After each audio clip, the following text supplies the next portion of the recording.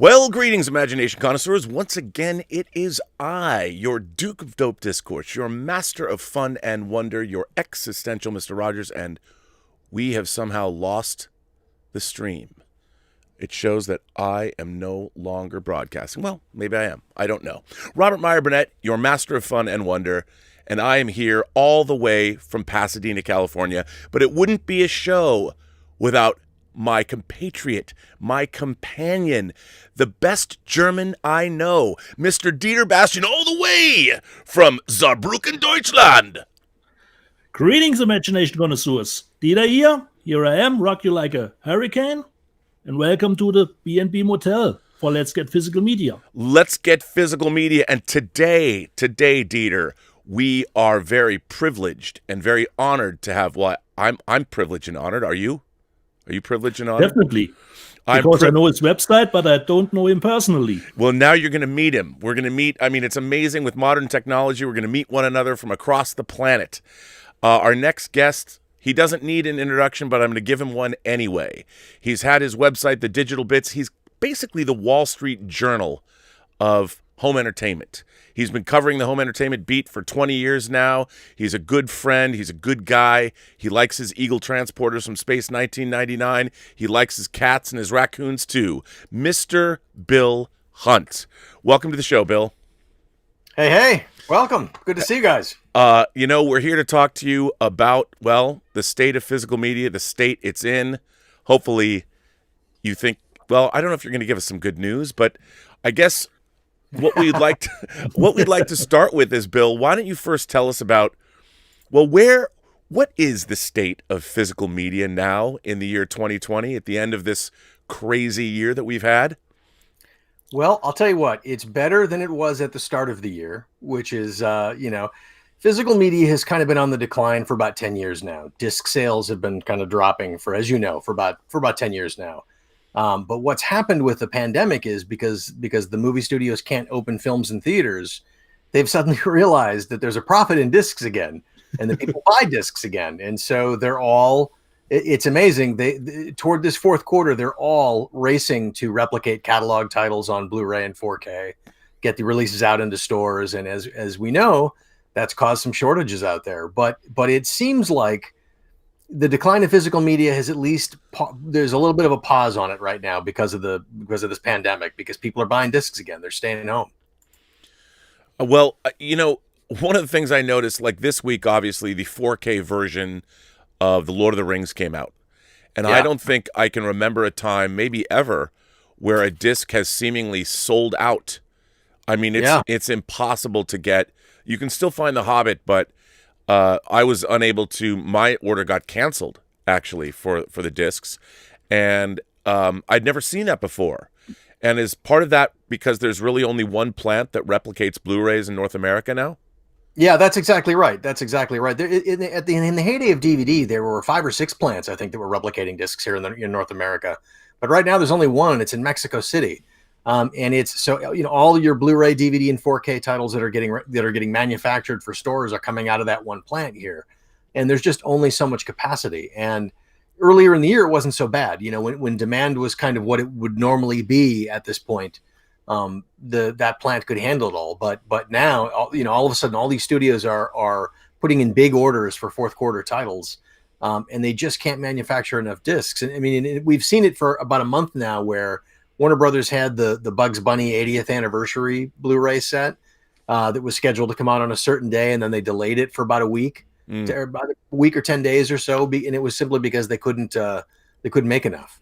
And they, in terms of The Lord of the Rings and The Hobbit, they were able to replicate enough to get an initial batch into stores for most retailers. But of course, that sold out quick. And then especially once I reviewed it and other people started to review it, and people realized how good it was, how good the quality was, it just started to sell out everywhere. And right now, I think if you order on Amazon, I think the new street date they're giving you now is around the 20th. You may get stock in.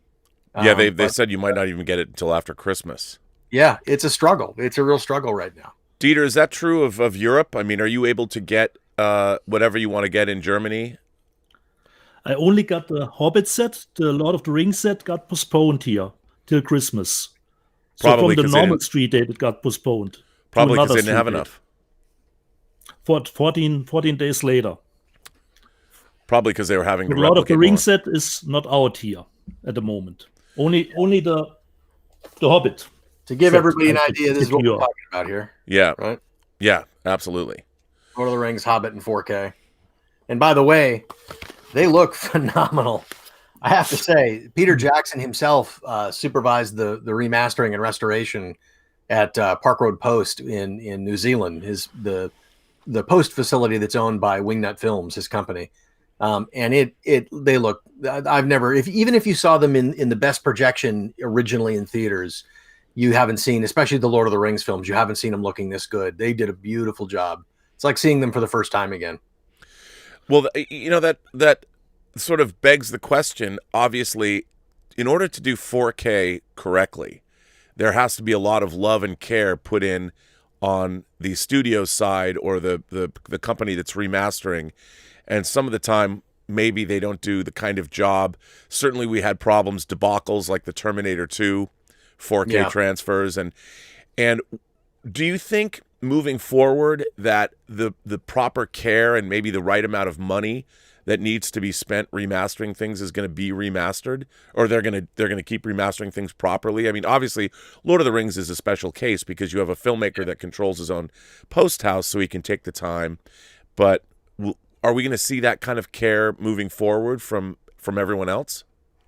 I think for the most part, I think there's an awareness that when you're putting something out on 4K, you really have to go back to the best available elements, the original camera negative if possible, or, you know, if it was shot digitally, the original, you know, the original, you know, raw files or whatever it might be.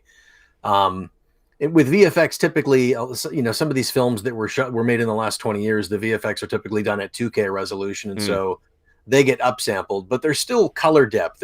There's color depth in that data that people haven't seen before that you can now see with high dynamic range.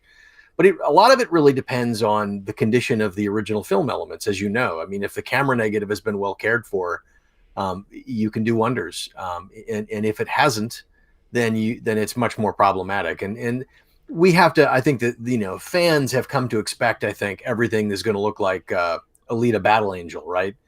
And that's just not realistic. In 4K, some things, new things are going to look phenomenal like that. But some older films are only going to look as good as they can look. But the flip side of that is, if you've only experienced them on DVD or Blu-ray before, technology, mastering technology, scanning technology, and color grading technology has advanced so far, even in the last 5 years. But from the time a lot of these films were first released on Blu-ray and DVD, the difference is extraordinary.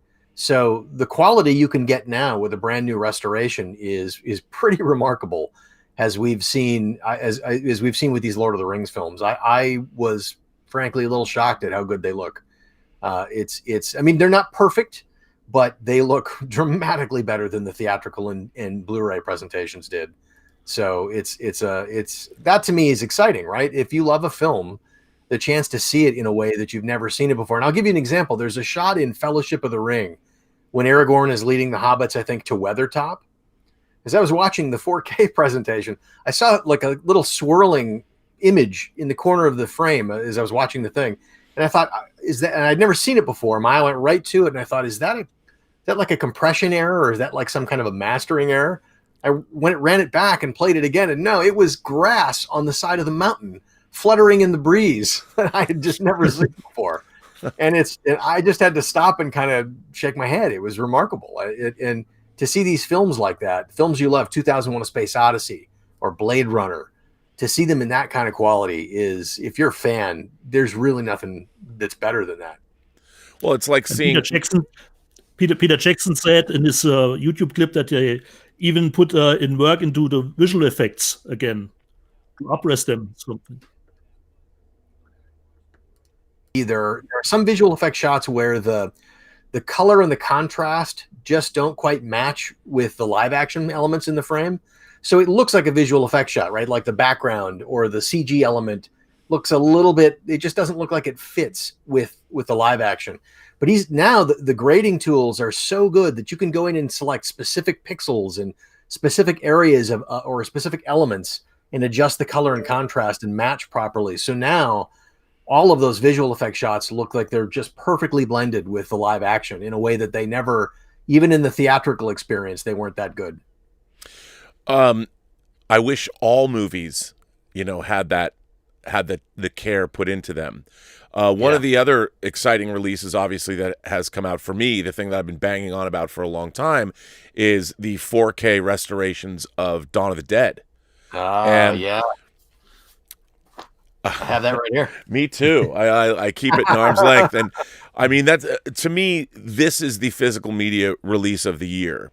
And again, because Richard Rubenstein, the producer, had kept the original camera elements close at hand and never really made them available for the various different releases. By the way, we do have a box set of Dawn of the Dead to give away later in this broadcast, along with Dieter. Why don't you tell the folks at home what else we're going to give away later? Well, there was a movie in our first episode that stirred quite a little bit of ruckus in the comment section. And later in this show, you have the possibility to win African Kung Fu Nazis. And you don't even have to have a region-free player. The disc is region-free. But I only have one request. Only answer the question if you really want that masterpiece in your collection. Even if you know the answer, but you don't want it, let the others go ahead and don't scalp away this piece of beauty. 3. Later in the show. And we might, hopefully, maybe we'll have the filmmakers behind this magnum opus on the show at some future date. I mean, who knew that such a film could come all the way from Ghana? So it's very, very exciting. But, see, that's the cool thing about technology now is kind of for filmmaking has been so democratized. You're finding surprises coming from all over, and it's interesting. I mean, it means there's a lot more to sort through, and you have to kind of work a little harder to find the great stuff. But it also means there's a lot more great stuff. Well, yeah, and I mean, just this conversation. I mean, we're going from you're down south of me, and Dieter's in Saarbrücken, Deutschland. So it's always, and that's the way you have to say it. You can't just go, it's Saarbrücken, Deutschland. So wie geht's? Farther away. But I think what's the fact also, one of the things that Dieter and I have been talking about on this show is all of the different special editions and versions of films that are available all around the world. And by the way, one of the great things about 4K is that there's no region coding. So you can play a 4K disc from anywhere in the world, anywhere else in the world. And the only thing then you have to worry about are the language and subtitle options that you require on the disc, which is great. And, with Blu-ray, I mean, I always recommend to our readers on the bits. I mean, anyone who asks, having a region-free player or a player that has a mod that allows you to switch the regions is terrific because, as you guys know, there's a lot of Blu-ray titles that you can only get in other countries that aren't available here. I know, Rob, you and I have talked about Solaris, the Solaris Blu-ray that's only available in Germany. And guess who got me one? Yeah. Dieter Bastian. Dieter Bastian. And by the way, one of the great things about Germany is they put them out in these beautiful media books. Do you have any, Dieter, do you have any media books at hand in front of you right now? Oh, I guess African Kung Fu Nazis is a media book. Yes, I have a media book at hand. One I got this week, Sputnik. Oh, that's the Russian sci-fi movie. Wow, that's a really cool media book, too. How is that, by the way? Have you seen that movie? I've seen it yesterday. So it was a little underwhelming for me because I expected something different. Yeah. If you give me this cover with an astronaut or cosmonaut, I expected something that plays a lot of time in space, but it only plays 5 minutes in space. Oh, wow. The rest is in an installation where they find out about a parasite that one cosmonaut brought back to Earth with him. And it was very talkative, little bit slow burning, but we all know slow burning can really fast dip into slow boring, I would say. Yeah. So it was a little different than I was expecting the movie to be. So it doesn't, if you expecting it to play in space, no, it doesn't. But those media books are great. Like you've got inside there's text and pictures. They were putting out the equivalent of media books here. Warner Brothers did some great ones. Like I have Silverado's Sony, I think, but I have media books of Shawshank Redemption and All the President's Men and Yeah. And I loved those. I mean, like we were talking about, Bill, on this show last week, actually the whole time we've done this show, that I really like getting packaging that honors the film as much as I love it. Or if I think the film is somehow prestigious in some way, or if it means, like that Dawn of the Dead box set is an amazing package that honors not just the film, but the legacy of the film in our culture. Right. And I think nowadays with the physical media sales plummeting 10 to 15 to 20% a year, that in America we just get, we get the little Amray cases and that's it. Yeah, and maybe you'll get a steelbook. We don't get nearly as many like really elaborate box sets as we used to. Although it's still, to like Warner Brothers in particular, when they are going to do a really elaborate thing, they will do a box with swag and a book and some interesting stuff, because I think it's an easy way to kind of add value in the minds of a fan, right? If you do it right, it's phenomenal. I mean, I love the packages that are it's an experience almost opening them up, and it's almost like you're in the world of the movie. It helps you bring you into the world of the movie. Well, Warner Brothers did that recently with Beetlejuice and with V for Vendetta, Lord of the Rings. They did a gift box that comes with the one ring that, I guess you can wear around your neck just like Frodo if you want to. Yeah, and there will be. We probably should mention this. So these movies now, the Lord of the Rings and the Hobbit, are 4K movie only, and you can get them in regular packaging, steelbook packaging, and there's a Lord of the Rings gift set. But next summer, Warner Brothers is going to put out a new, like a box that's got all of the films. So it'll be Lord of the Rings, Hobbit in 4K and Blu-ray. And the Lord of the Rings Blu-rays in that package will be remastered from the new 4K scan. Awesome. So everything will be, image quality will be as good as it gets. And I think the Blu-rays will probably have the audio commentaries. And then you'll get special packaging. And then there's supposed to be one newly created special feature that we don't know what that's going to be yet. But all of the appendices content, none of that will be in that set. So if you're planning to buy that set, you're going to want to keep your Blu-rays or DVDs to keep all the bonus features. As somebody who worked on those bonus features, it's very upsetting to me. Yeah. They could have up-res that stuff to 4K, even though the problem is, what people don't understand is, and this is true of a lot of the special features. I worked on special features for 20 years, and a lot of it up through even 2008-9 was finished in standard def. So there's really no way, unless you're going to up-res that, it's still not going to look like it's 4K. It was done with NTSC resolution. Yeah. And a lot of the stuff, I made a feature-length documentary on the making of Tron, which I would love to see on Disney+, but will they put it up because it's in standard def? Probably not. It's 4:3. It's not 16:9. Yeah, and the problem with like Disney Plus is, and with all of these streaming services, is you might, maybe if we're lucky, we'll get all those films in 4K eventually. But are they going to put any of the extras? I don't know. I don't. By and large, I don't think so. Some of them, I think, like sometimes if you buy a digital copy, iTunes, you'll get the extras. But it's kind of hit or miss. So it's like, it seems as though those extras are only going to live on disc, or mostly going to live on disc. And I think part of the problem with that is, a lot of the new studio executives that are making those decisions weren't around in the time when you were making those extras and I was reviewing them. So they just don't even know what content's been created for these movies. They just have no idea. No, and some of that content gets lost. I worked on the Fantasia anthology when it first came out. It was the first disc that I worked on, first DVD I worked on for somebody else. And I did a couple of good pieces for that. And then when they re-released the Blu-rays, they had someone else sort of redo what we did over at Curdy Pellerin, and it was, so our special features were supplanted, and they're gone. And I've worked on things like The Usual Suspects. I made 2 hours of documentaries for that, and they've never been ported over to any other release other than the DVD release. And I think there's, especially with audiences now, there is a question of, I don't know what the market research is like for the studios, but I think it's true in my experience that a lot of younger audience members, they're into the film, but they don't necessarily watch all the extras in the way that we did, right? Because, when we were first becoming movie fans, the only way you could go see your favorite movies was in theaters. And then eventually VHS and Laserdisc, if you were lucky. right? And we've all been through the cycle of having all those copies of all our favorite films in those formats. But if you're a young person today, all that content's online. A lot of it's on YouTube.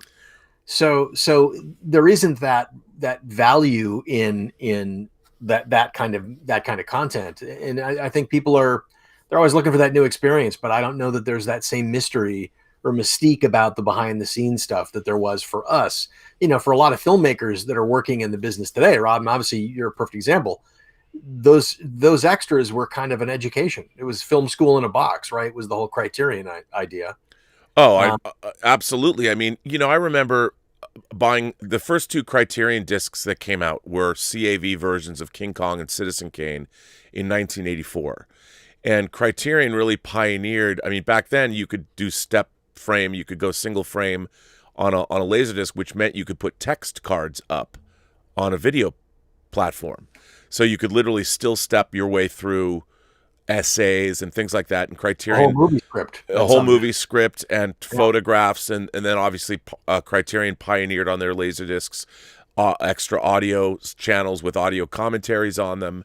And beginning then, so literally from the time I was in high school, moving forward, there were special features. And I have to say, you're absolutely right. I learned an enormous amount of the filmmaking process from special features, mostly from Laserdiscs, and then it moved over to DVD in the 99, 2000s, and it was incredibly valuable. And absolutely. And I it's interesting because I have to tell you this, when I first started the bits, which was right around the time DVD began, I'll never forget talking to some of the studio people at the time, and they were all kind of like, we just don't know if DVD, it's like, it's just going to be another Laserdisc. We just don't know. We don't really see it taken off.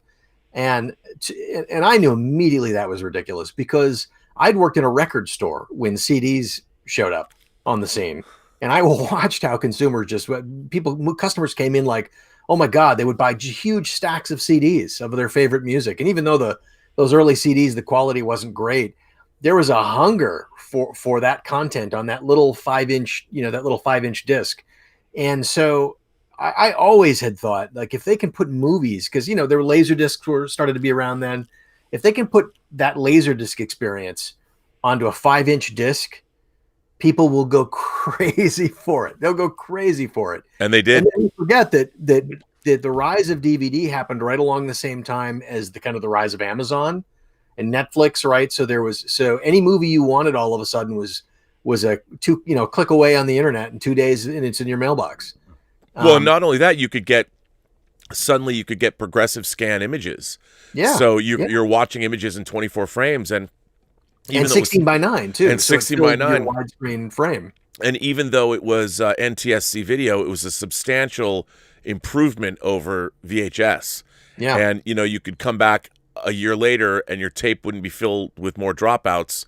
It would be exactly the way it was when you first bought it. Right. And then plus they Dolby Digital kind of happened right around then, and DTS, and those things were added to DVD, and there were just so many factors that meant I don't think we'll ever see it again. I think that the success of DVD in particular was a perfect storm of demand and technology happening at the exact right time. And then too, we have to go back and think about we're in the middle of a pandemic right now, which has clearly affected disc sales.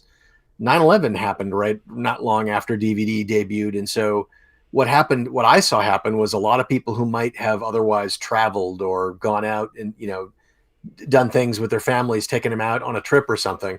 A lot of people stayed home and took that money and used it to build a home theater. Right. And they're all the better for it. Yeah. But I also think too, another thing that people forget about, the enormous popularity of DVD helped Hollywood. Sometimes movies that didn't earn out in their theatrical run were suddenly making huge amounts of money on DVD. They were selling millions, like The Shawshank Redemption or something. Or Blade Runner is a perfect example. Another perfect example. Blade Runner was literally the first DVD I ever bought. It was one of the very, very first titles. There was like 5 titles, I think, that were available on launch day. And it was the first title I bought along with Tim Burton's Batman. Mm-hmm. And I'll never forget when Warner Brothers came around to do, they did that really elaborate Ultimate Edition package that our friend Charlie with five discs in it or something. Yeah, it was extraordinary. When they did that, we wrote a book we were writing a book on DVD and like special edition production and stuff at the time. So I kind of got invited behind the scenes, and I remember my friend at Warner Brothers, the executive at Warner Brothers, showing me the packaging, and she said, "I want to see what you think." And it was like this beautiful briefcase, right? It was the VK white briefcase and everything, and you could tell that they were proud of it, but she was nervous. Like, we just don't know. We're going out on this, but we just don't know if it's going to sell. And I just took one look at that and I said, "You're going to sell a zillion copies of this. You're going to sell a zillion. Everybody in the world's going to want to buy this." And sure enough, they did. And then they brought it to Blu-ray, and that same thing happened again. People rebought the set again because it was a film that, as you say, it was a cult film that really kind of never found its legs in theaters. But over the years on home video, it really picked up a dedicated audience and a following. And it had never been given much treatment at all on disc. I think there was a Criterion Laserdisc that you and I probably both have. Yeah, I mean, I wrote a letter to Criterion because back in the 80s, I was a retailer. I worked at a multi-store chain in Seattle called Silver Platters. And we were at the time the largest optical disc only retailer in the world, which means we only sold CDs and Laserdiscs at the time. And I was a huge Criterion fanatic. And there was only two movies that had been released domestically on Laserdisc that were letterboxed. One was Woody Allen's Manhattan, and the other was The Color Purple. And the Manhattan, the letterbox, they were gray instead of black, which was odd. And I remember that on a couple of those early discs. Yeah, and then Pony in Japan put out 5 MGM titles letterbox. They put out 2001, 2010, The Hunger, The Time Machine, and there was one other that I'm drawing a blank on. And then there was Pony that put out Star Wars, the Star Wars films. As a matter of fact, well, I had it somewhere back here. The Star Wars Laserdiscs came out letterboxed, and I was writing to Criterion. Rumor has it you're going to put out Blade Runner letterboxed on Laserdisc, and I got a letter back, a very, very sort of a maybe kind of a thing. And I remember one of the first things I did when I moved to California back in 1988, Criterion was putting out 2001, and their offices were on the beach in Santa Monica. So I could ride my bike from my apartment down to the beach right on PCH and go to there. I actually went to the Criterion offices, and it was like a hippie commune. There was families, there was people with children, and they kind of invited me in, and I'm hanging out, and I just went. And back then, 2001 was $125, on their CAV Laserdisc, and it was amazing, because it really felt like. I still have my Blade Runner Criterion. I can't part with it. Me neither. For reasons I can't let go of it. No. Dieter, it's funny though, because those days were I mean, people forget. I mean, that I worked at a Musicland store, and then I worked at a place called Cheapo Records in Minneapolis at the time. That experience of being in a record store, and obviously Rob, we're working where you were. It's that experience of going into the stacks and like browsing through what the latest movies were, or the latest music was. And here in LA, when we both moved to LA, Dave's Video, the laser place up in the Valley, you could go there, and it was you were hanging out with friends. All the employees were just like you; they knew everything about filmmakers. And filmmakers, right? Yeah, you'd be like going through the stacks and realize Frank Darabont was right next to you, and he was like always there. Yeah, and you just strike up a conversation with him because you're both movie nerds, and there were no airs about it. It was this great gathering place. That's one of the things I miss about. I mean, YouTube gives you some of that function, but I really miss that discovery. The function that used to happen when you just would be randomly browsing the stacks in stores. Dieter, did you ever work in any kind of a record store or anything like that? No, that not. But I can totally get the same feeling going to a store, browse through the things. And I remember in the first days of DVD was getting released here in Germany, it was very quick with browsing, but it always got more complex to go through everything. Yeah, and, since you didn't got the internet, you didn't know what was coming up, so you had to go through the store and browse the stuff.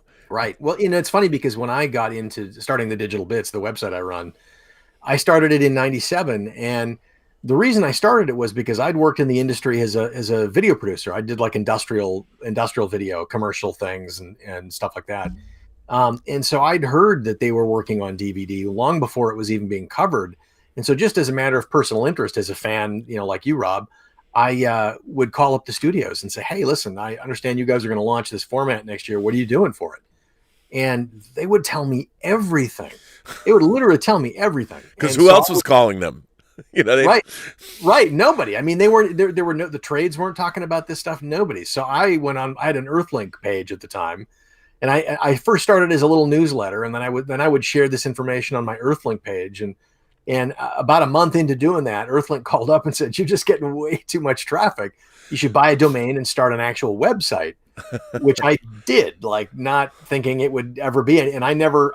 That's been my job ever since. But the crazy thing is what I didn't realize. Because there was nobody else covering it. There were no websites talking about this stuff hardly. There were certainly no magazines, no newspapers. None of the trades were talking about it. My readership in that first year was like movie directors and the heads of studios and stuff, because they were all dying to know. And it was guys like us, because they were all dying to know what people were doing. And in fact, the way I met Charlie originally was I put on the bits that what I'd heard from. That would be Charlie Lazarica. Yeah, Charlie Lazarica. The way I met him was I had heard from Fox. I'd learned from Fox that they were doing a box set of the Alien films on DVD, a special edition, and I put that up on the site. And I got a call from Ridley Scott's office saying, "Ridley, we didn't know that, and Ridley would love to be involved in that. And who do we talk to at Fox? And where did you hear? Please tell us more." And it's so it's like. It was interesting. It was a very different time. That was early days of the internet, right? Dial-up internet and all that, and it was a fascinating time. Dieter, you have laser discs too. Were you before DVD? Yeah, too. That is because a great. I thought since we show some physical media, let's go over one of my favorites through the years. What has come up? This was, of course, I don't have any VHS anymore of the thing, but I've got the laser discs still. Very nice. And after the laser disc came DVD, and this was, I think, a nice package that Universal brought out from the thing. That was the DVD.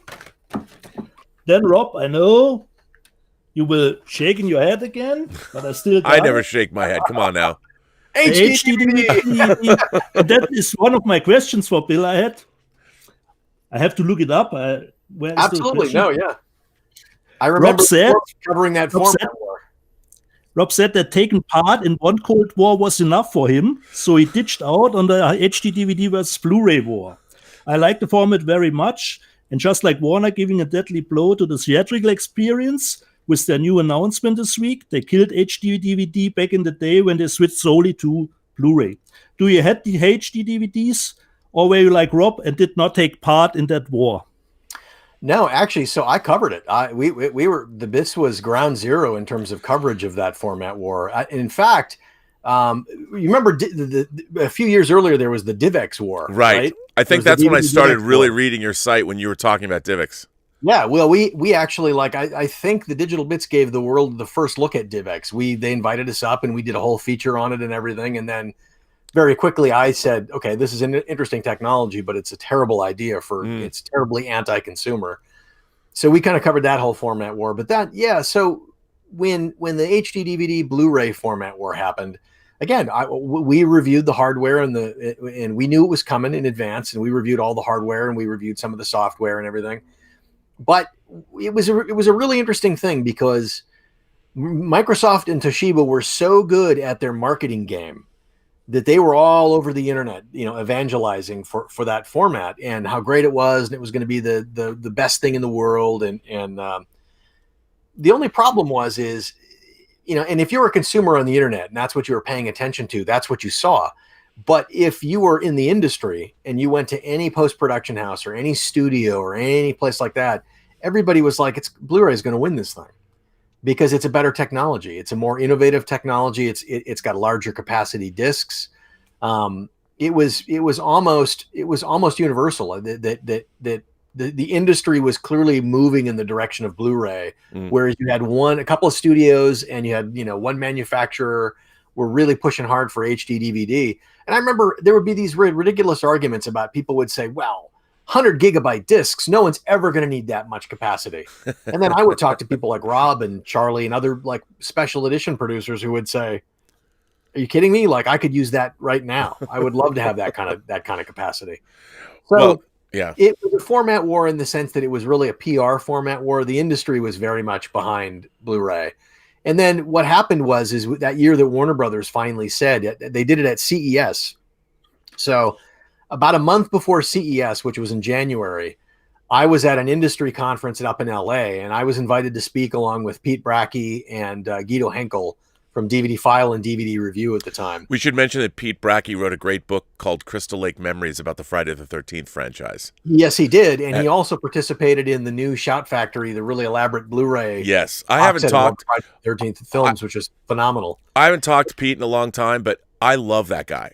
Pete and Guido we were great friends, especially in that we were, went through all the different cycles of the format war and all that stuff. Yeah, they're great guys. And one of the things I should say is we were at this conference, and it was an industry conference, right? So there was it was real nerd, like serious, like industry executives and tech people and stuff. And they were asking questions about the format war, and Pete and Guido and I just to a person very clearly said, if you let this format war drag out any longer, it's going to kill the demand for high def discs, because it had gotten so bitter. The acrimony around the format war had gotten so bitter online. It was toxic. I mean, you could even go to the different discussion forums and things. It was just toxic. People were just slagging each other. And Bill, toxic on the internet? Yeah, imagine exactly. that. My first experience of toxic on the internet was that format war. And it was bad, and it was just bad. And you had fans of one side were attacking the other and everything else. And my goal all along, I mean, people attacked me for saying that Blu-ray was going to win, but my goal all along was just to say, look, both these formats are good, but I want to advise my readers and say, look, which one of these formats is likely to survive? And it was clear to me, being in the industry, that the whole industry was behind Blu-ray, that I said, listen, your best bet is to don't buy right now. Wait. But if you're going to risk your money right now, the smarter bet is Blu-ray. And here are the reasons why. And sure enough, that's how it turned out.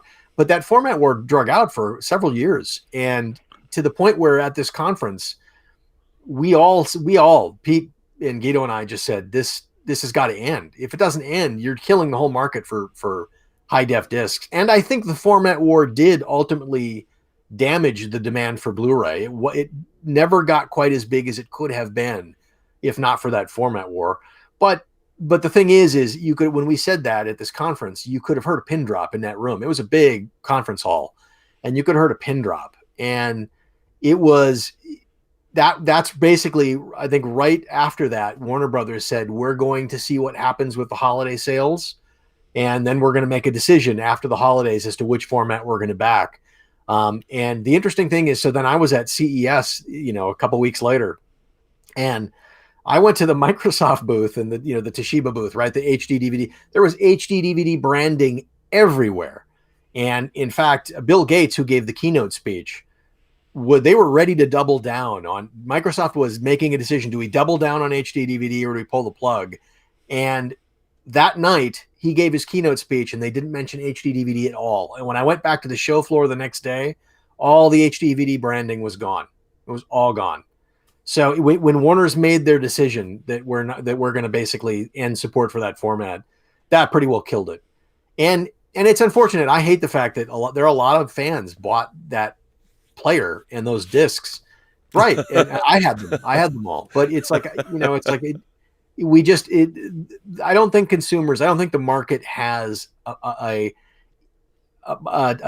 demand or a taste for, or a tolerance for two competing formats at the same time. They just cannibalize each other. And if the goal is to get as many great films out on disc as possible in the best quality possible, you don't want two formats. It's just a terrible thing.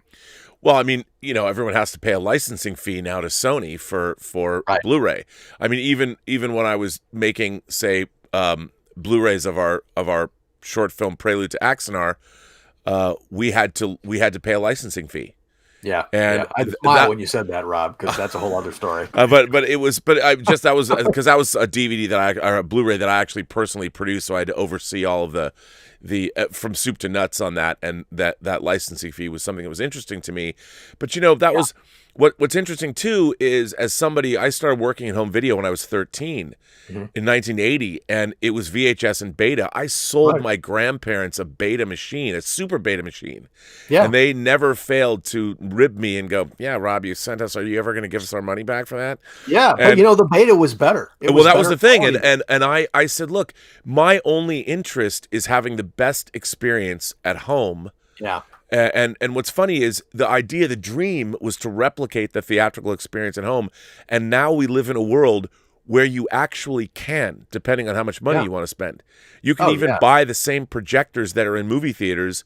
I have a friend, a filmmaker who spent $500,000 and bought an actual projector, a movie theater projector, and built his home theater around it. Yeah, but I'll tell you what, you don't have to spend nearly that much to get. Not anymore, no. I mean, you can buy great 4K projectors now for in the $3,000-$4,000 range, and they're getting cheaper all the time. And you can buy upsampling projectors that are 1080p panels, but they they take the 4K signal and do like a pixel shift processing that simulates the better resolution. The quality is extraordinary. It's amazing to think where when we were all kids, we were watching on black and white analog TVs with over-the-air rabbit ears, antenna, and to now be able to, the first copy of Star Wars I ever owned was a beat up used VHS rental copy that I bought for $100. Well, when it first came out, you couldn't, it was rental only. I had to we had a local video store, and there was like 5 of us, the 5 film fanatics, and we went in there early, and they're like,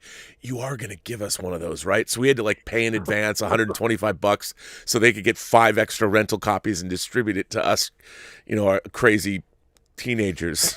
Yeah, had to have it. And I grew up in North Dakota, so we had, hence the rabbit ears. Our town had one theater, right? It was one theater, and you got whatever they had. That's what you saw, and we tended to get movies like months after everyone else. So when Star Wars came out, we didn't see it till the following August or whatever, right? It was it took months to get stuff. And so, as growing up as a teenager, my experience of seeing movies was really limited. Then I went to college and went to film school, and suddenly I'm watching Fellini and Kurosawa and Sergio Leone. I'm watching all of these extraordinary films, and it was an eye-opening experience. And the extraordinary thing is now you can watch cinema from all over the world. Just like we were talking about earlier with the film you guys are going to give away. It's you can now have access to the entire world cinema. Right at your fingertips, right? You can it's either a click and 2 days away on Amazon, or even overnight on Amazon, or it's on YouTube, or you can download it somewhere and stream it. It's amazing the access we now have to content. I would never have guessed when we were younger. No, that it would be like this. Dieter, when you were growing up in Germany, obviously, when did you first get your Laserdisc player? And did you jump from VHS to Laserdisc? Yes, I did jump from VHS to Laserdisc, but I don't remember when did I got my Laserdisc player. I think 94, 93 at that time around, but I could be wrong. I only remember, like I told you, the first Laserdiscs were Star Trek Generations and RoboCop, the Criterion collection. That was the first Laserdisc. But when I did get the player, I can't remember. But I remember my first DVD player did only play American DVDs, because DVD was a little bit behind in Germany. So I got a DVD player that could only play American DVDs. Was it hard to get American discs? You Germany's PAL, right? You have so you can only watch. And I did find a store that sent the US DVDs to me, and we got a store here where you could buy some things like that. I got a friend that started to order from me from the internet when it got a little bit better.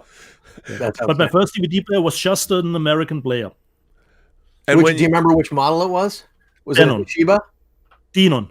Denon. Yeah. Denon. Yeah. Well, I love the fact that Criterion RoboCop was a big deal, because it was the first time the director's cut, Verhoeven's director's cut that had more violence in it, was ever released. And that was a big deal back then. And Criterion was doing that. I mean, the different versions of Blade Runner, and they were, like you said, Bill, world cinema. Now everybody takes it for granted. But the fact, one of the byproducts of the DVD explosion was that for our beloved exploitation movies, it was like every Italian giallo, or you could finally get Dario Argento movies uncut. Wow, you can get Suspiria. I watched so many god-awful copies of Suspiria on VHS, and then, you know, Anchor Bay or Elite or Blue Underground or somebody, Synapse, would come along and put out like the definitive version of these films. And so everybody was digging into their archives and remastering these old films that you never thought you'd ever see again, which was a great byproduct of that DVD era. And now, certainly with Blu-ray, I mean, Synapse just put out Massacre at Central High, one of my favorite exploitation films from the 70s. I thought that negative was gone. Somebody found it. Well, I just found out recently that Blue Underground is going to do a 4K of The Final Countdown, which, oh my God, just the idea that The Final Countdown, which is a movie I love. I love John Scott's score and the cast, and Splash the Zeros. That movie is going to be available in 4K just kind of melts my brain. Well, I feel like everybody. I'm looking for where's the movie that I was going to show you, but the French Christmas movie that was put out. What was that movie? Deadly Games.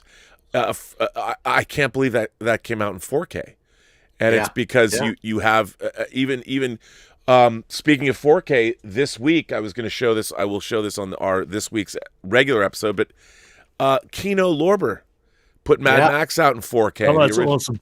Yeah, the original Mad Max just came out with the European poster art. Yeah, and by the way, I have a pretty good feeling that the Road Warrior is coming in 4K at some point too.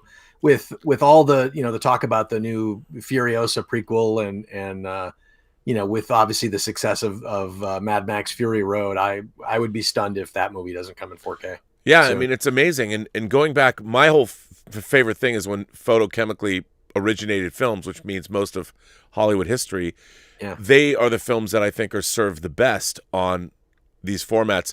I'm sure newer audiences, well, it doesn't look like a Pixar movie. Well, no, it doesn't. But when you can get a film like Die Hard never looked good on home video. It was always smeary and because of Jan de Bont's photography. But that 4K version was a revelation. I remember you and I talking about The Matrix when The Matrix came out on 4K. Yeah, a beautiful stunning remaster. They went back to the original camera negative and yeah, they upsampled the visual effects. But again, people don't realize that even visual effects produced in 2K, like around the aughts or whatever, there's still detail in there that because of the poor mastering quality at the time, people didn't see. People still didn't see, and there's also color depth in there that people didn't see at the time. So again, the goal is not to make these movies look perfect because some of them just can never look perfect. But the goal is to make them look as good as they possibly can. And if that is better, dramatically better than we've ever seen them before, that's a win. I mean, I'm okay if there's a few flaws in there, as long as I'm seeing these movies in ways that I've never seen them before. Well, 4K truly is the realization of the promise of home theater. Yeah. It really is. And a lot of the time, these movies look better on 4K than they have ever looked when they were originally released. Yeah. Yeah. And by the way, the Atmos sound mixes that we're getting now on disc are essentially the same mix you hear in theaters. It's just reconfigured slightly for home theater systems, for home surround sound systems. But yeah, it's truly remarkable. And that's why, this whole thing about Warner Brothers recently announcing that because of the pandemic, because theaters are basically closed, they can't put their movies in theaters as well, that they're going to put them on HBO Max. And HBO Max, starting with Wonder Woman 1984, is going to have 4K and HDR and all of that. It is an interesting problem because we live in an era now where you can build a home theater that is going to be better than the experience that you're going to get at your local Cineplex in a lot of places. Right now, there are a lot of places around the country. Here in LA, you go to a movie, you're going to get great quality almost always. But, there are a lot of places around the world where you go and the theater's just quality's not as good as what you can get now. If you've got a 4K flat panel and a nice surround sound, Atmos sound bar, or a projector, which I have in a projection screen, man, I mean, there are certain movies that I really, anything that's like sci-fi or, like Dune, for example, I can't wait to go see Dune in a movie theater. But I get a pretty damn good experience in my home theater. Well, you have a huge screen too. Your setup is great.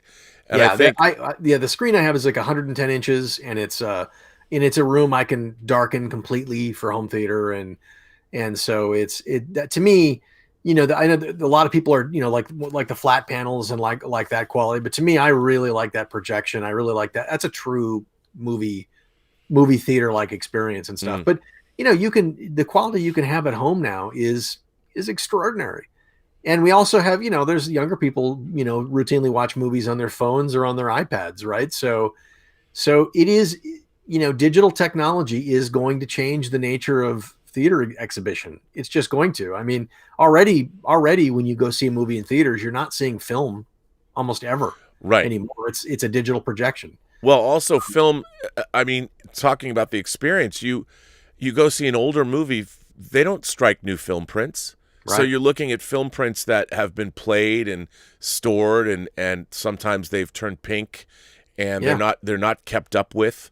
And one of the great things about, when you see these amazing remasters done of something like Jaws, they'll make a celluloid, they'll do black and white color separation, archival celluloid prints, basically. They're not prints, but they save them because celluloid will last for 100 years. Yeah, they make like a new master interpositive, a security kind of safety. Yes. So they've got a master quality, right? Because that's the problem with digital is, how do you store that data in a way that's going to be 50 years from now, for hundreds, decades, for hundreds of years? That's a big problem right now. We don't know what that's going to be. No. But yeah, it is remarkable the kind of quality you can experience at home. And I think it's inevitable that I don't think, we were sort of talking about the idea of, our theater's going to go away, our discs going to go away.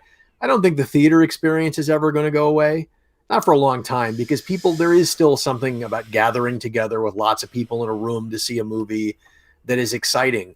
But it may be that that the movies that you're willing to go out and spend, $20 or something to go see in a theater, it'll be a different kind of. We've already seen that. It tends to be the big blockbusters and action movies and things like that you have to see in the big screen, and then other kinds of films.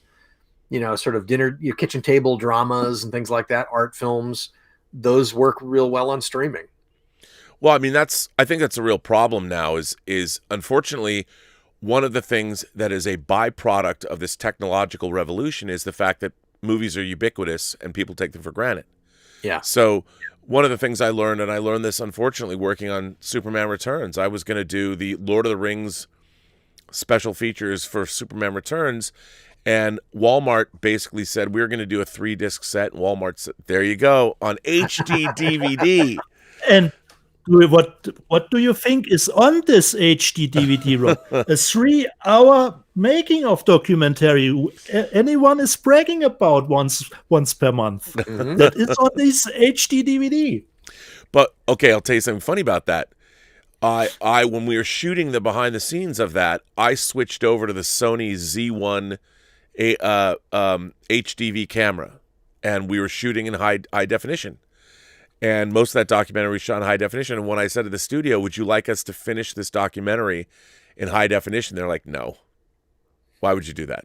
Right. And I'm like, well, because the movie was shot with the Viper, not the Viper, but the first, pardon me, it wasn't shot with the Viper, it was shot with the first Panasonic digital camera, and it was, so why wouldn't we want to make the special features in HD?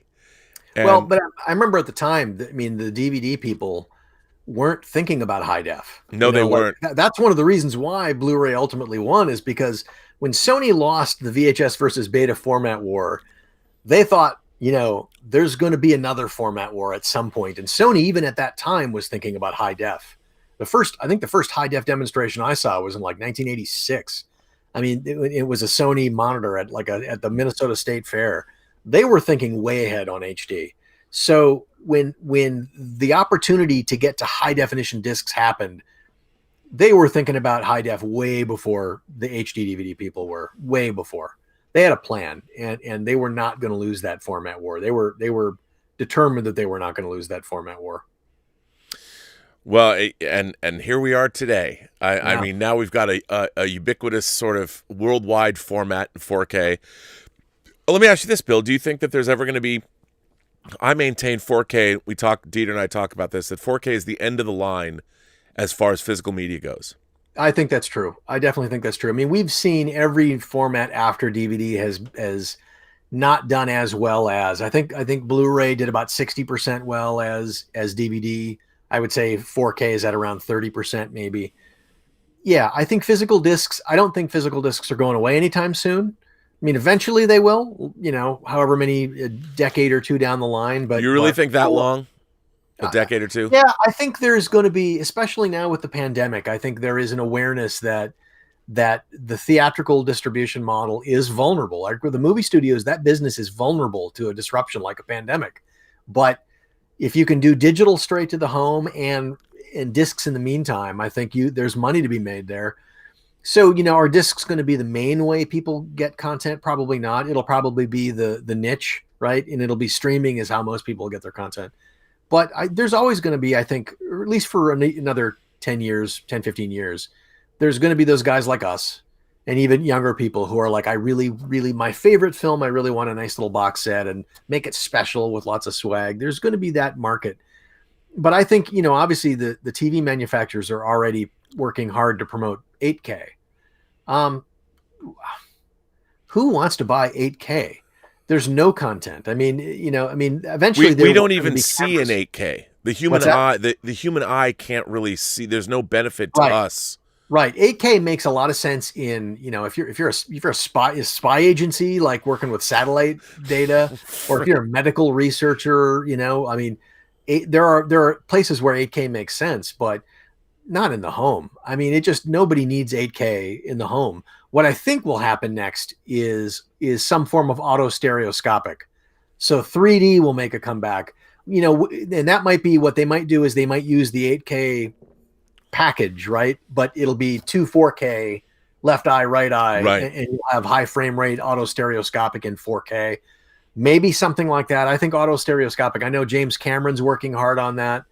And I've seen demonstrations at CES every year, and every year that gets better. So auto stereoscopic, I should explain what I mean. It's basically 3D without glasses. So you can look at your screen and you'll get the illusion of depth without having to wear glasses.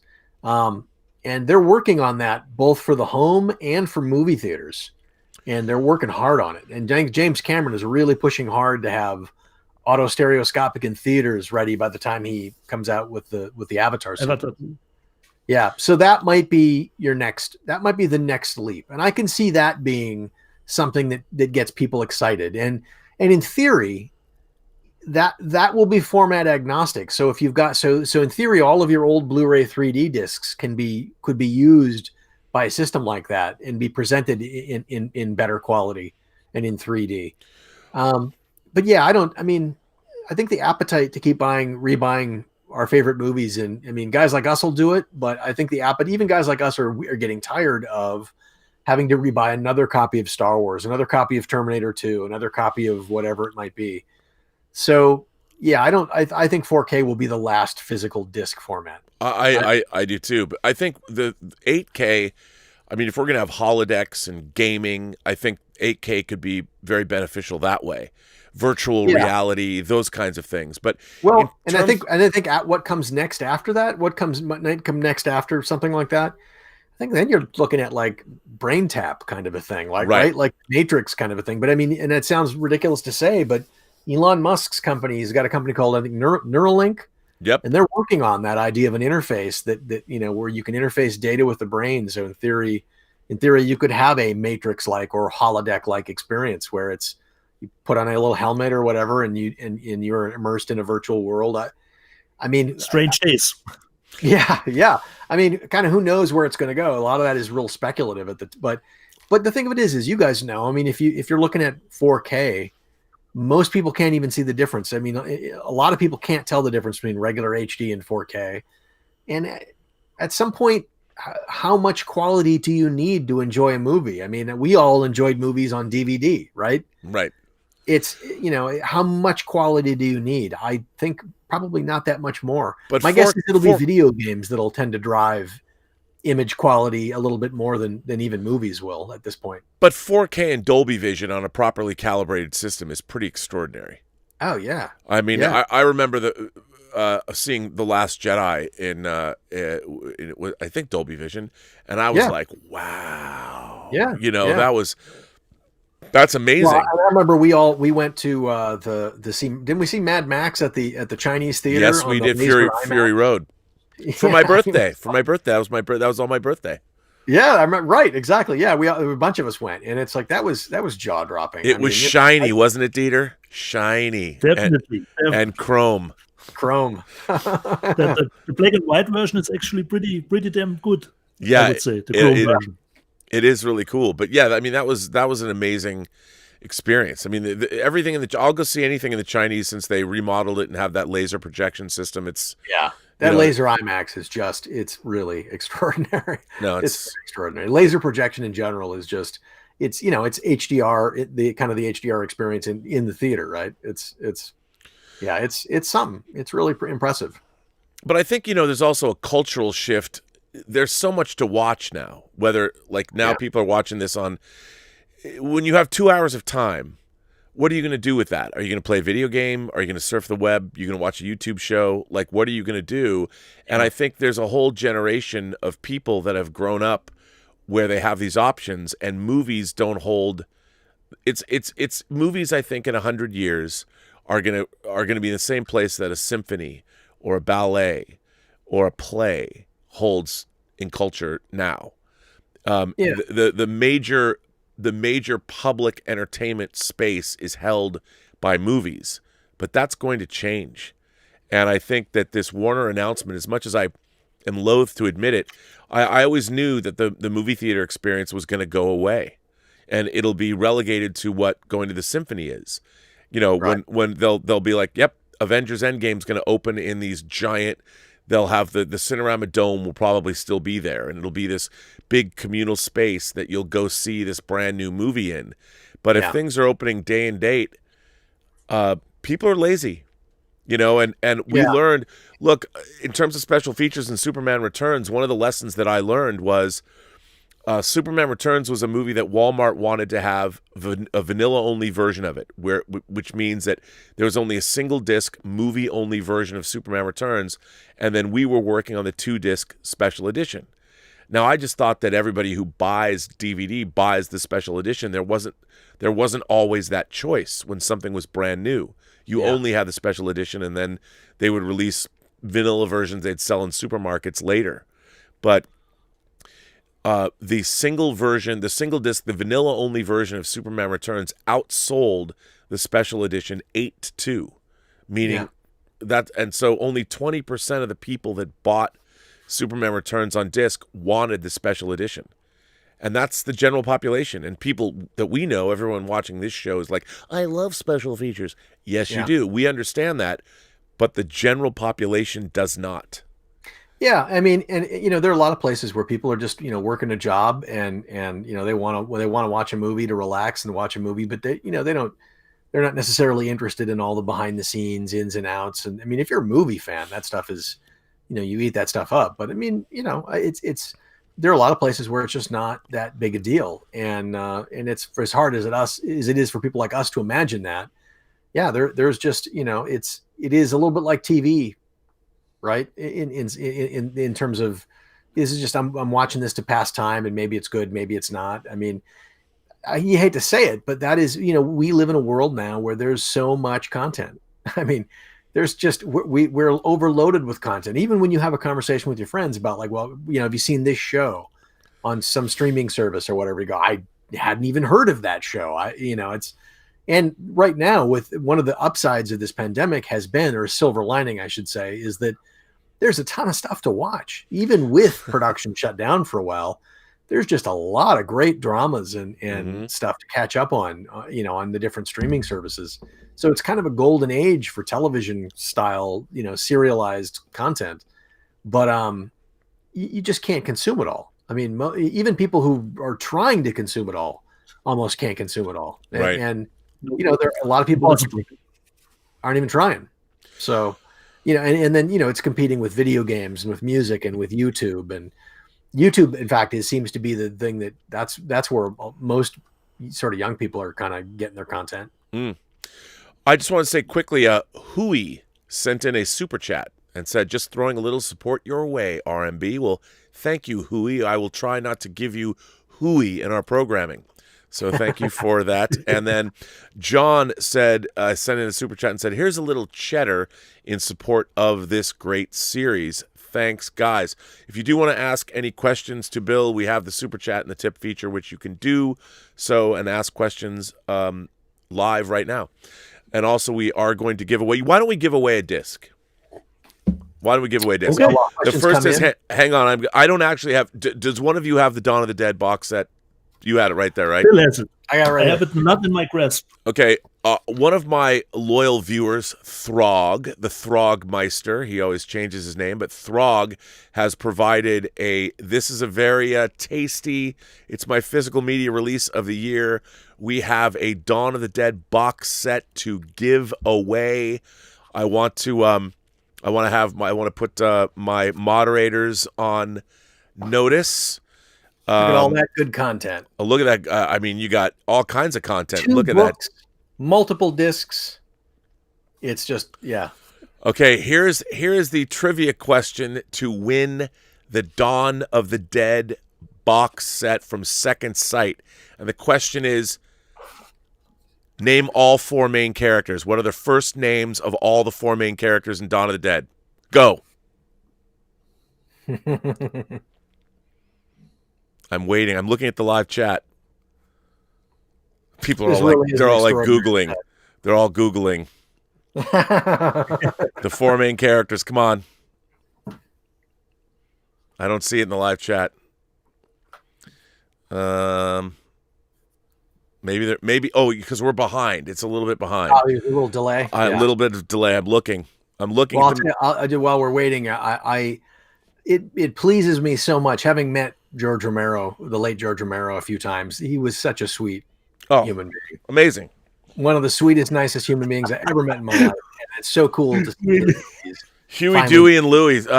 Writer B.L. Alley comes out with the names of the robots in Silent Running, which, by the way, was just released by Arrow. By the way, here is my Star Wars Laserdisc. Very nice. And then here's my Dawn of the Dead box set on Laserdisc from Japan. Wow, nobody knows the name. Ringo, John, Paul, and George, says Joseph. Bud Costello, Bob, Marge, Sally, and Alfred. I can't believe people don't know the names.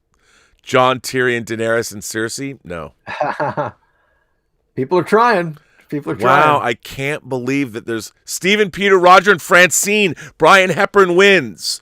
Brian Hepburn wins. There you go. Brian wins. As far as I know, Brian, you got to get in touch with me, and I will make sure that Throg will get you that disc. So Brian Hepburn wins. Stephen, Peter, Roger, and Francine. My God, I was about to be upset. I was about to be upset. You realize what's going to happen is about 30 seconds, everybody's going to have that the right answer suddenly. Yeah, well, Brian Hepburn wins. Brian Hepburn wins that box set. Nicely done. He Googled that shit. Come on. Dieter, I know you had more questions for Bill. Yes, but some of the questions were already answered, taken part of the show. But one of my questions, because I had this lying around, this was not just loosely random lying here. Oh, really? I wanted to ask Bill if he gets something like a new receiver, if he has go-to movies that he always picks up for demo checking discs. the sound. And one of my favorite scenes is the shuttle scene in Superman Returns when he saves the shuttle. So this is not to promote Rob or his documentary because it's HD DVD. I've got it long before I knew this guy, but this is one of my scenes that I would always go to if I get a new receiver to check the audio. Do you have special movies that you always pick out? Yeah, well, there's about 10 or so that I'll always go to. I'll pull out Braveheart. I'll pull out 2001: A Space Odyssey, Blade Runner. These are the 4K versions, right? 2049. Some of the for a while, Terminator was one I would go to a lot, but the new Terminator 2 is just the 4K is terrible. It's so badly mastered, it's terrible. But the Apollo 13, the Saturn V launch in Apollo 13. There's a lot of stuff. I mean, and then also, believe it or not, I pull out my Footloose Blu-ray because the soundtrack mastering on that disc, the 5.1 surround sound on that disc is so good musically. I'll pull out all my favorite films. I'll pull out all my favorite music. I always pull out to check if the sound has changed with the new receiver. Yeah. So Dieter, what if I? You have something. Oh, you want to have another question? I'm sorry.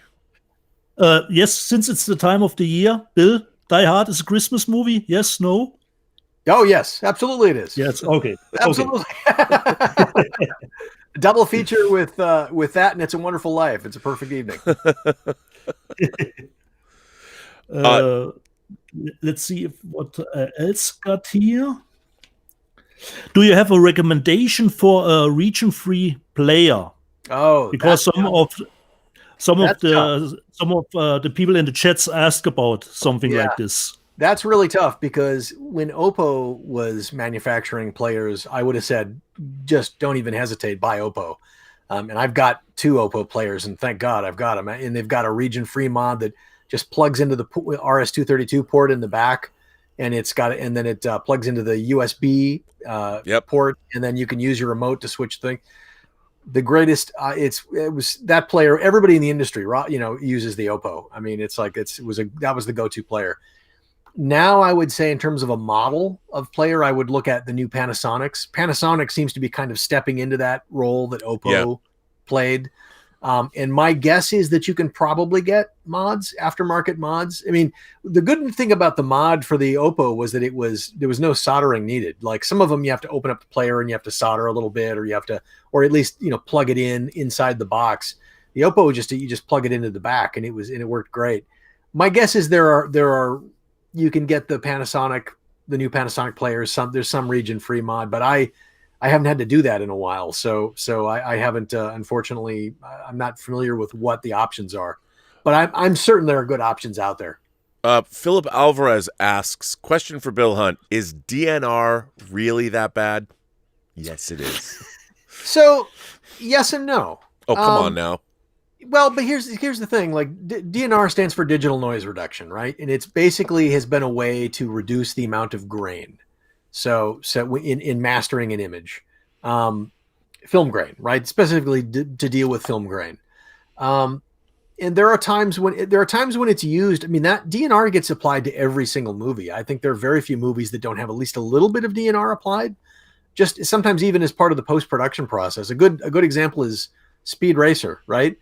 They were trying to make that movie look very kind of glossy, and so they deliberately used a little noise reduction to smooth out features and things like that. The problem is when it's excessive. When it's excessive, then you can start to see it and you start to notice it. And what happens is when you take away that grain, you want to leave a little grain usually, but the more you do that, you also remove really, really fine, refined detail in the image. And the benefit of 4K is being able to see that kind of detail, right? So it's this kind of balancing act. And the problem that we're having right now with 4K especially is, and also with Blu-ray, is there was a period of time in Hollywood when DNR was used way too much. Yep. And that was when DVD people, they were making masters for DVD, right? They were either using old Laserdisc scans or they were doing new scans, but doing them for DVD. And DVD wasn't capable of showing that kind of a detail, so they would just strip out grain, and in order to make the image sort of clearer for DVD. The problem is that mastering guys got in the habit of overusing it, and so even into the Blu-ray era, and even a little bit today, it occasionally gets overused, and you see it, and you just go, and it just sticks out like a sore thumb, and it drives you crazy. And a perfect example is the Predator, Fox's Predator Blu-ray. Oh God, was terrible. Everybody looked like a plastic Barbie doll or Ken doll or GI Joe doll. Like just everybody looked plastic. There's no facial detail. There's wax figures. And also the new Terminator 2 4K disc. The problem there is they did a brand new 4K scan of the negative, but when they were doing a 3D conversion of that film, they applied a lot of DNR to the image to make the 3D image clearer. And unfortunately, when Studio Canal produced the 4K disc, they mistakenly, rather than grabbing the original scan, which I'm told was beautiful, they mistakenly grabbed one of the I think it was the left eye master, and they used that to make their 4K disc. And you can tell because when you put the film in, at the beginning, there's a little warning, there's a little notice about 3D, which it's like there doesn't need to be there. They just grabbed the wrong element, and it's never been fixed for whatever reason. I don't know. It's astonishing that kind of thing happens. But it's one of those things where, like, there are people who are more sensitive to it. I mean, I see it. I always see it, but I'm a little more forgiving about it because I do understand that sometimes it's just inherent in the nature of the production process for some films, that were produced in like the late 90s through maybe the late aughts.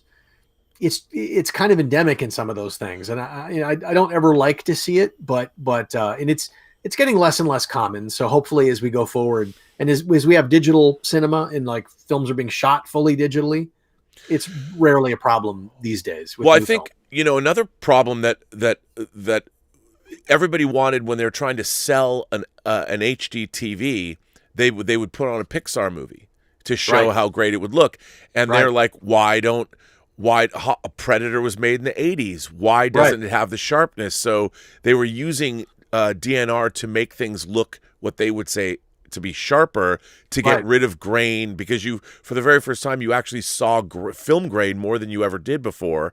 Yeah. Like I remember, and Fox was one of those studios that was most guilty. It wasn't just Predator, it was their first release of Patton, which also, it was terrible. They went back and Day, I think too, was just it was just terrible. And they were and what people don't understand is the image is the image. And when you're using DNR, you're actually defocusing the sharpness of the image because you're trying to get rid of that grain pattern. And when you're doing that, you're smearing the actual original elements. And there was a whole generation of sort of older mastering guys in the industry for whom, like, I don't want to see film grain, like, take it all out. Yep. And that's just what they did, because that's how they operated on DVD and Laserdisc and early Blu-ray, and that was the thinking. But now, of course, we want to see a film looking like a film. Like, you don't want super coarse grain, but you want there to be some grain, and you especially want all that fine detail to be preserved. And I remember, and of course, now with 4K, we're butting up against the for these older photochemical films. Some of those negatives just don't have a lot of detail in them anymore. I mean, depending on how well the film was preserved or what film stock was used in making the movie, some of those negatives just don't have the kind of detail that we demand, that fans demand for 4K. So the way I think of it is that for an older film, especially, you want that movie to look better than it's ever looked before, and you want it to look as good as it possibly can. But you have to be conscious of the fact that it might not match up to your expectations if you're expecting it to look like a Pixar film or like Alita Battle Angel, something brand new, shot digitally, perfectly crystal clear, clean. An older film's never going to look like that. No, I remember when I was working on Superman Returns, I was at MPI, Warner Brothers Motion Picture Imaging, and they asked Brian and I, Brian Singer, to come in to this room, and we were looking at their restoration of Cool Hand Luke. And we were in, it was a beautiful screening room, and they said, "What are you looking at? What kind of an image are you looking at?" And both of us were convinced we were seeing a projection from film, because it looked so natural. The grain pattern was there, the lighting was there, and no, it was their restoration. I think it was a 4K restoration that they later put out on Blu-ray. Yeah. And I was blown away when they told us that. I'm like, and MPI is they're some of the best, and there's hardly anybody doing better work than MPI is right now. I think they did the 2001, all the Kubrick stuff. Yep. Yeah, they really know what they're doing there. Really cool. And I love going there because they're actually on the Warner Brothers lot. So when you have to go work there, you get to drive past the water tower. And it's fun to watch them actually go and do the remastering, because you'll see them going through a frame at a time, looking for imperfections in the image and erasing that stuff. They'll use like part of a frame from before and part of a frame after, and they'll compare, and they'll just kind of paint out all little cracks in the film or little bits of dust or whatever. It's pretty extraordinary, and that's a painstaking process. Some of it now it can be automated a little bit, but it's still, someone has to kind of go through a frame at a time and look at each of those things, and then you want to go now with the ability to adjust color the way we have now with 4K. You want somebody who worked on the film, ideally, should be there to kind of approve what the color grade looks like and what the film is supposed to look like. And I know with Kubrick, I think it's Jan Harlan, not Jan Harlan, who was Leon Vitali. Leon Vitali, yeah, has all of Kubrick's notes from. He was the person who kind of supervised the mastering a lot of his films, and so he's got notebooks full of, this is what Stanley wanted, this is what Stanley wanted, this is what Stanley wanted, and they can go and make sure the color is exactly right. But it's an art. It's both science and art doing these remasters. Well, listen, I know that Dieter, you've got something to give away to our viewers as well. We got another giveaway coming, folks, for our first live show. Yes. Since the movie has stirred some kind of ruckus, I have got away 3 African Kung Fu Nazis. You have media books. They're German media books, right? Books. They only came out in this media book form. But you have to answer question as well. So, Rob, you have to keep your eyes peeled. I gave you the answers. So my questions are, since it's a martial arts movie, so martial arts questions. One of my favorite stars today is Scott Adkins. And one question about him is, B-movie action star Scott Adkins had a small role in which MCU movie? Oh,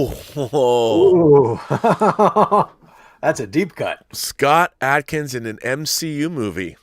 Rob, do you know that? I don't know. Well, I mean, he gave me the answers, but I didn't know that before. We shall see.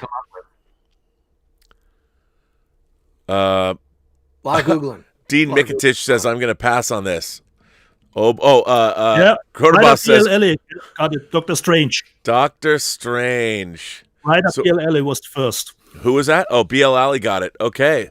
Hey. So BL Alley wins an African Kung Fu Nazis media book from Germany. Second question is director Gareth Evans and the star of the Raid movies, Iko Uwais, teamed up even before that. In which movie? Wow. That's a great question. Damn, these are good questions, man. You know how much I love the Raid. Are you watching the live chat, Dieter? Yes. Are you seeing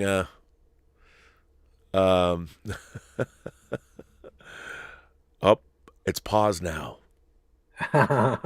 We don't know. People are quickly trying to figure it out.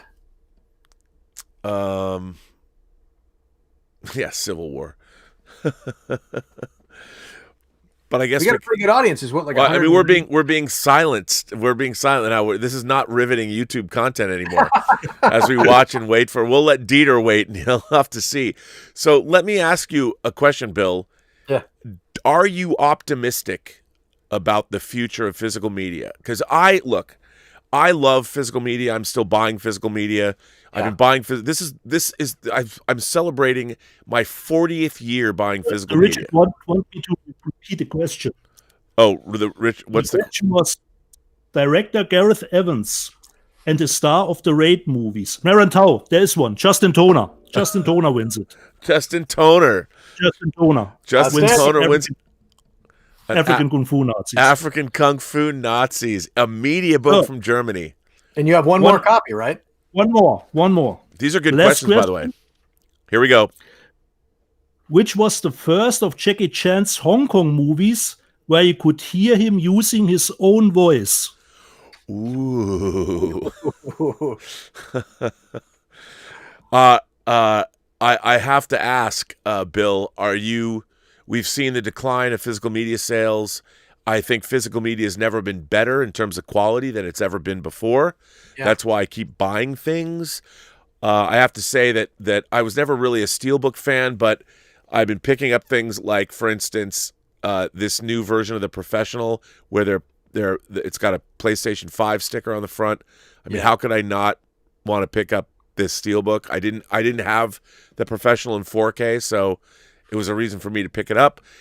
But how long, I mean, honestly, do you think that we Police. are going to have physical media for? New physical media? I think it'll be around at least another 10 years. Now, it's clearly declining. I mean, there's no doubt every year the market gets a little smaller, sales kind of drop a little bit. The pandemic is interesting though, because it's kind of put a pause on the decline, and it'll be interesting to see, sales have been Just cut it a sec. Yep. One is slightly right, not completely. Uh-oh. somebody's close. He's missing something. By the way, Thomas H.H. says, I take this opportunity to say hello from Hamburg, Germany. Hey. So, Dieter, you've got a fellow German representing in the house. Always nice. Do we have a winner yet, Dieter? You looking? Yes. Imon Weng, Super Cop. He's got it right. There we go. Imon Weng, Super Cop. Police Story 3 was the right answer. And someone said only Police Story, but it was Police Story 3, a.k.a. Super Cop. Imon Weng wins African Kung Fu Nazis. Outstanding. So back to your It was question. Police Story 3, not 1.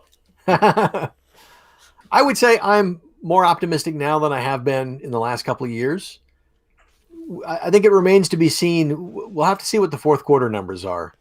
If 2020 represents a kind of a leveling off or a pause in the decline, and it might be. Certainly, sales are going to be better this year than I think they were last year. And the fact that a lot of these titles are selling out, they have to scramble to replicate more is a good sign. This pandemic, knock wood, hopefully it doesn't last a lot longer, but realistically it could be another year before we get back to some kind of normal. Right. So we'll see. And I know a lot of the studios are cooking up a lot of catalog product for next year in anticipation of that. So we'll see. But I'm more optimistic now than I was this time last year. Let's put it that way. I think we'll have discs for at least in some form for at least another 10 years or so. Well, but I think we're going to see a gradual move toward discs will be rather than discs being the mass market way most people watch their content, discs will be the niche. It'll be for the super fans and collectors, and streaming will be for most people. Well, as long as the gaming, with Xbox and PlayStation 5 supporting discs, especially Sony, they're invested in making sure people are buying. Yeah, and by the way, the average lifetime of a game console is about 10 years, right? So at least we know that there'll be players out there for another 10 years, and I think that's a good sign. And so I'd say support discs, man. Support discs when you can. When your favorite stuff comes out, make sure you support it. I think that's where we're at. Well, I think on that note, why don't we end what I think is our first successful special feature for Let's Get Physical Media. There will be a new episode of our show out this weekend of Let's Get Physical Media, and we will go back, which is our normal format, and you'll see another episode coming out next week, obviously. But I want to thank our guest, Bill Hunt, for coming on board. Bill, where can people find you on social media? Well, obviously, thedigitalbits.com, and they can find me at Bill Hunt Bits on Facebook and Twitter, and also at The Digital Bits on Facebook and Twitter as well. And Dieter, all the way from Saarbrücken, Germany, how are you? And can people find you on social media yet? Not particularly, but they can find me at your channel. And I want to give a little shout out to my worker colleague and friend Lars, who helped me secure these titles, because I wanted to order 3, but Amazon said, no, only 2 for you. So he got me the 3rd disc. So thanks, Lars. I want to thank. I want to thank thanks to Jason Spriggs, the great graphic designer who did our overlays. He made these extra overlays. Now we can have guests on this show. So thank you to him. And I want to thank all of you for watching. Please like and subscribe this show. Let's Get Physical Media will, starting today, be available as a downloadable podcast. Ooh. For those of you who want podcasts, we'll start with the first 3 episodes of the show, and you'll be able to listen to it as a podcast if you want, as will this show will be available as a podcast in a few hours. So very exciting, very exciting. And I want to thank everybody for tuning in. I want to thank our moderating staff. Thank you to the Richard. Thank you to Bunyan Snipe and to, I don't know who else is here. I'm not sure, but it's great to have them. And join us tomorrow. We were going to do a show. I've made a change.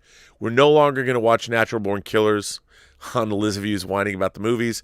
I don't know if that's exactly Elizabeth's cup of tea. That's not a choice Elizabeth is going to want to watch. No. Thinking about that, I figured we'd change it. So we're going to watch Reservoir Dogs, and that'll be tomorrow night on Elizabeth's. Good call. Good call. Yes, Tarantino's first film. And so with that, I will bid all of you a fine farewell. Dieter, would you like to say any parting words? Bye, Bill. Was nice knowing you for the first time. Checking your website again. Rob, see you tomorrow when we record the next show. Yes, sir. Oh.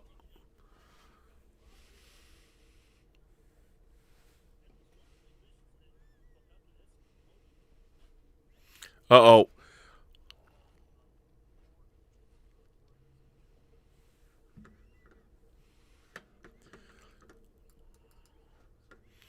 We did something like that.